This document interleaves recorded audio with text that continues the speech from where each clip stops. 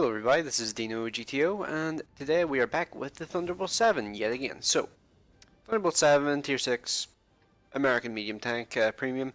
Um, yeah, and it still honestly amazes me that we have two Premium M4 A3 Easy 8 tanks, and the standard one still does not have HD model.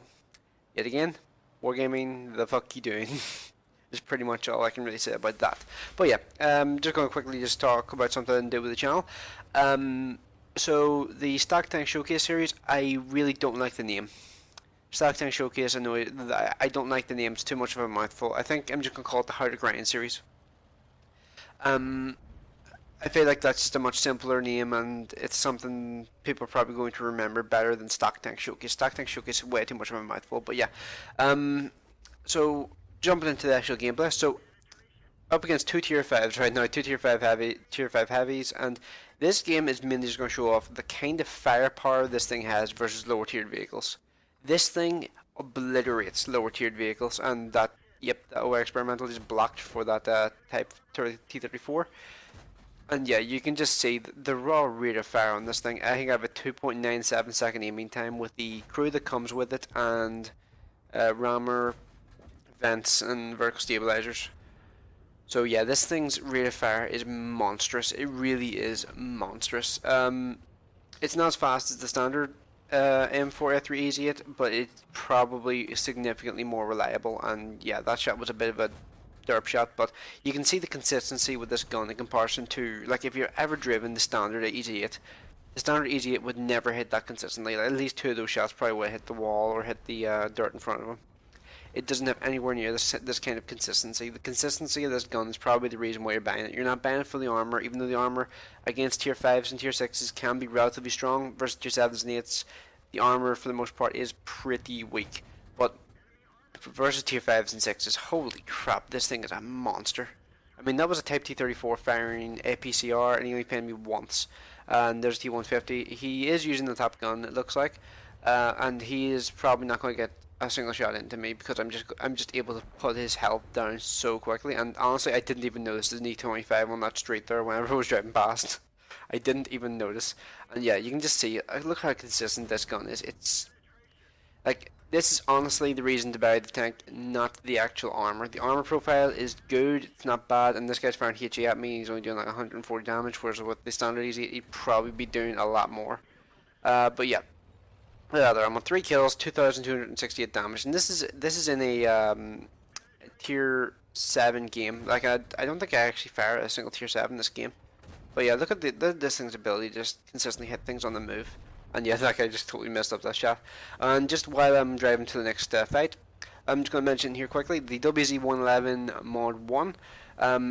Whenever I do the hard grind on that thing, I've almost actually finished the grind to the top gun. I have the tracks, I have the turret, I'm about halfway to the top gun. So that thing, so far, the grind's been pretty easy. But yeah, oh actually, no, never mind, I do fire a tier 7 in this game. I actually forgotten this was a tier 7 game. I genuinely thought it was tier 6. But yeah, look at this, look at the, like, I know I keep going on about the gun handling, but and this is relatively close range, I will admit. And the gun doesn't actually perform that well at long range, but medium and close range, this gun's actually really, really powerful, and the rate of fire combined with that there kind of consistency is pretty damn devastating as a combination. It looks really weird. Like, the tank stopped and holy shit. I actually didn't realize that happened when this thing slowed down, but apparently all the weight goes on the front wheels and the back actually lifts off the ground. I would assume that's probably because all the weight on the front. No idea if it did that in real life, but I actually just thinking about it, I seriously doubt it did that in real life. But yeah, it is a good looking tank. Like, the model on this thing, I do think is probably one of the best looking models in the game right now. Why I recommend buying this thing, I find it difficult to recommend getting one of these over, say, a tier 8 premium, because this thing here, well, it's probably the only Berlin 5 tank that will ever be offered as a single tank on its own rather than being part of a package. That's the only reason why I got it. Otherwise, I wouldn't have got one because they're generally, like, the Berlin 5 is always available inside of a package. Although I will admit, this year they have dialed down the prices significantly from what I remember them being in the years in the past.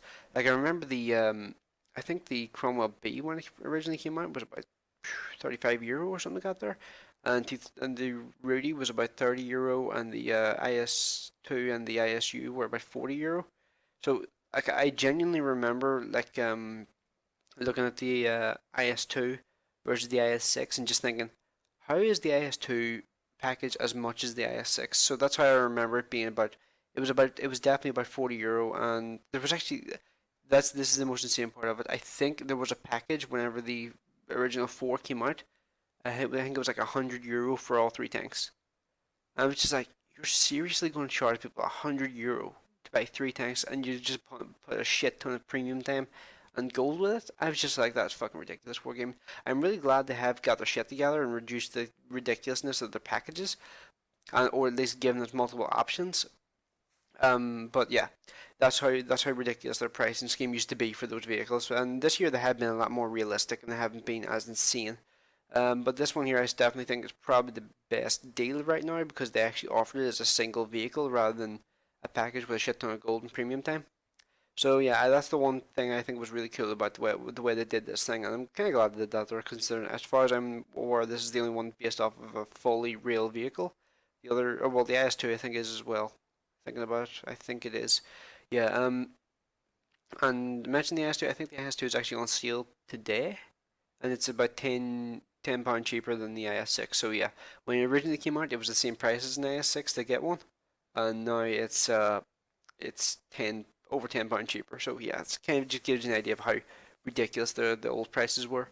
But yeah, um, overall I think it was a pretty solid game. Over 3,000 damage, tier 7 game, 1,075 block, 224 spotting, and yeah, let's go on to the post game stats here, so I can show you just all the results, the money making capability, and all that stuff. Okay, so now we are on to the results screens. So that was an ace tanker, top gun, and high caliber. 1,562 base XP. Holy shit! I actually didn't realize this was that high of an XP game. I genuinely I played this like last week, I think. Let's see, the 11th. So yeah, it was sometime last week. Yeah, 3,227 damage, 6 kills, 1,500. Wow, I doubled the next person in XP. Holy crap! I genuinely didn't realize that was as good of a game as it was. Um, and yeah, I made 50,000 credits, 3,000 credits in ammunition costs, 1,000 repairing the vehicle. So yeah, that was actually a pretty decent profit for a tier 6 premium. I'm actually pleasantly surprised by that. And at this time, I think I only had maybe a 30% repair skill on this crew. So yeah, I'm still gradually working the crew up because I was initially planning on just sticking my M46 pattern crew in it, but I decided to just use the crew I got with it because I may as well train it up if you know what I'm talking about. So yeah, 3,227 damage, 34 shots fired, 31 direct hits, 30 penetration. So yeah, that's pretty devastating actually. I genuinely hadn't realized that the hit rate and the penetration rate was as good as that there. So yeah, that just kind of shows you like how consistent at this kind of range this gun can be if you're against the right targets. I will admit, like versus tier 8s, this would not have been a good game. If I'd played exactly the same way, which I probably wouldn't have think about.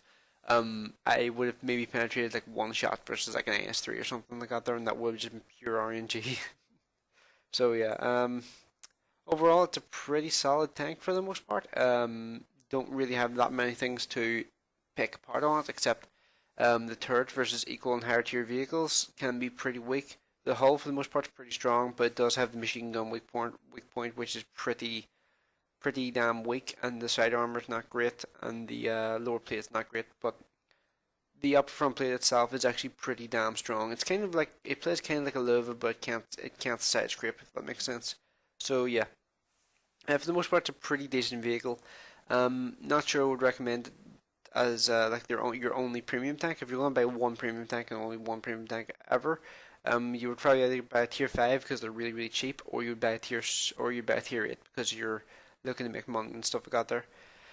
And thinking about it, I think probably the best tier rates in the game right now are the special event premium tier rates. Like the 252, the Patriot, the Liberté. Liberté is probably not as good as the 252 and the Patriot. The M46KR I like it a lot, but I don't think it's on that tier. Um, yeah, it's definitely tricky to pick what the best tier rate in the game right now is, in terms of the premiums at least. Let's see. I'm just going to take a quick look through here and see which ones I think may be the best. If the STR, like as far as I remember, what last time I glanced at the STRV-81 stats, if you don't know what that is, that's the potential Swedish tier 8 premium medium tank, which I suspect they may put in before they put in the Swedish medium tier 8 9 and 10.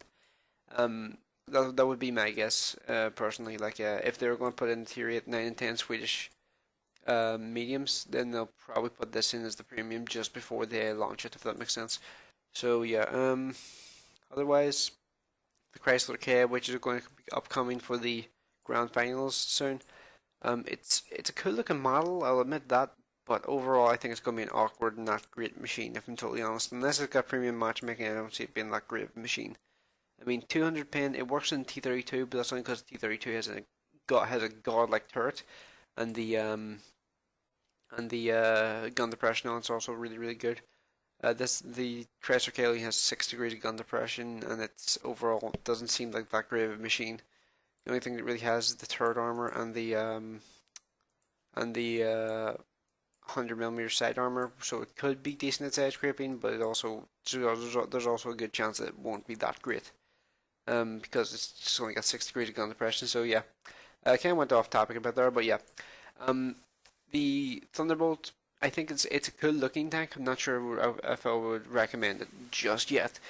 I do need to play it a wee bit more. I think I've only got 30 games or something right now. So yeah, um, yeah, I think that's about all I really have to say. So yeah, let me know. What do you guys think of the Thunderbolt? Whenever you're fighting them, do they tend to like die really easily, or do you have trouble killing them? I'm actually kind of curious. So yeah, thanks for watching. I will see you in the next one.